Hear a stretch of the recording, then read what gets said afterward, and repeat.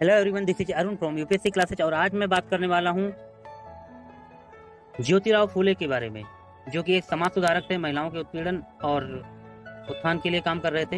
ये महाराष्ट्र के लेखक थे जिन्होंने सदैव से ही छुआछूत और जाति उत्पीड़न को मिटाने के लिए कड़ी मेहनत की। तो चलिए स्टार्ट करते हैं उनके बारे में जानने के लिए। ये एक ऐसे व्यक्ति थे जिन्हें महान आत्मा के नाम से नवाजा गया। 11 अप्रैल 1827 को इनका जन्म हुआ था। 11 अप्रैल के दिन इनको ट्रिब्यूट किया नरेंद्र मोदी जैसे नेता ने, M.K. स्टालिन जैसे नेता ने, जय गाला एवं दयानंद कामले जैसे नेताओं ने इनको ट्रिब्यूट किया। तो चलिए स्टार्ट करते हैं इनके बारे में जानकारी के लिए।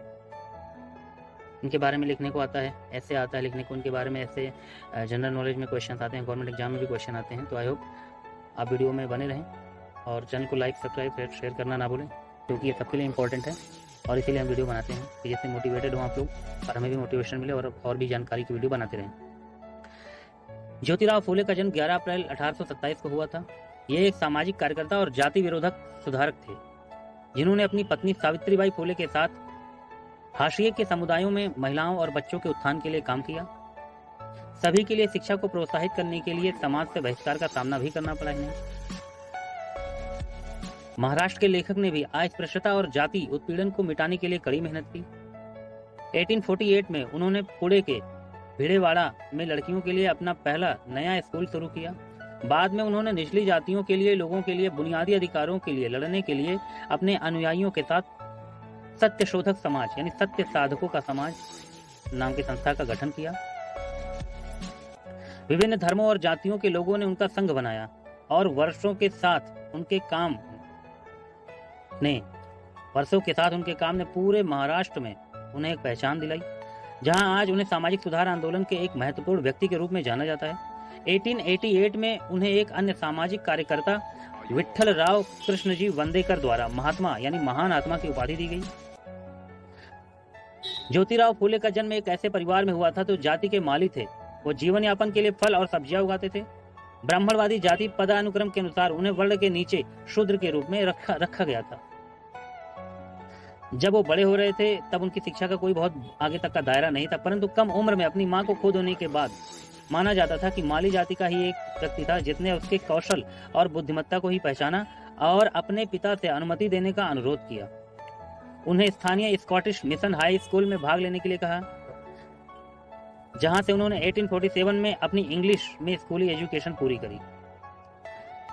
जब वह केवल 13 ईयर के थे तब उनकी शादी हो गई थी और 1848 में एक ब्राह्मण मित्र की शादी में भाग लेने के दौरान व्यक्तिगत रूप से उन्हें फटकार लगाई गई थी।